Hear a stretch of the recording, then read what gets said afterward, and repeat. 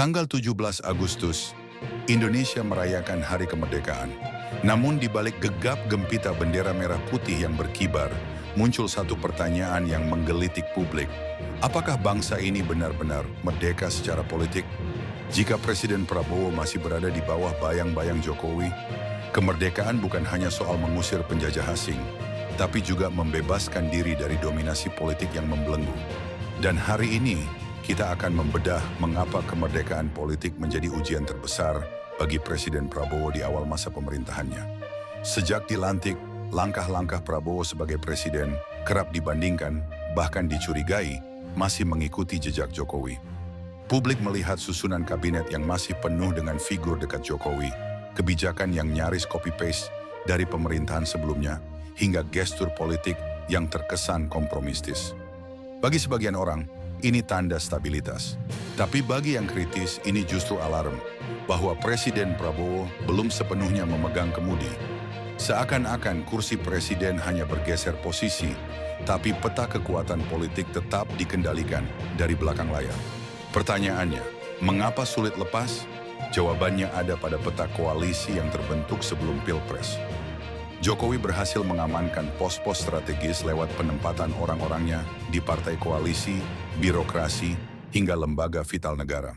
Bahkan, isu soal koalisi gemuk bukan hanya soal mengakomodasi semua pihak, tapi juga mengikat Presiden Prabowo pada kesepakatan politik yang membuatnya sulit bermanuver bebas. Inilah yang membuat banyak analis menyebut Presiden Prabowo sedang berjalan di jalan yang sudah dipetak-petakan oleh Jokowi, dan keluar dari jalur itu bisa memicu guncangan politik. Dampaknya sangat serius. Jika Presiden Prabowo terus berada di bawah bayang-bayang Jokowi, maka 3 hal bisa terjadi. 1. Legitimasi Presiden Prabowo akan tergerus. Rakyat akan melihatnya sebagai penerus tanpa visi mandiri. Kedua, kebijakan strategis akan terjebak masa lalu. Sulit melakukan lompatan besar jika harus selalu mempertahankan warisan pemerintahan sebelumnya. 3. Oposisi akan lebih tajam menyerang. Prabowo bisa menjadi target kritik ganda. Dari oposisi yang menyerang dan dari publik yang kecewa. Kemerdekaan politik berarti berani mengambil keputusan yang mungkin tidak disukai oleh pendahulunya, tapi dibutuhkan demi kepentingan bangsa. Lantas, bagaimana cara Presiden Prabowo lepas dari bayangan itu? Pertama, lakukan reformasi di kabinet. Tunjuk figur-figur profesional yang loyal pada visi baru, bukan sekadar loyal pada mantan presiden.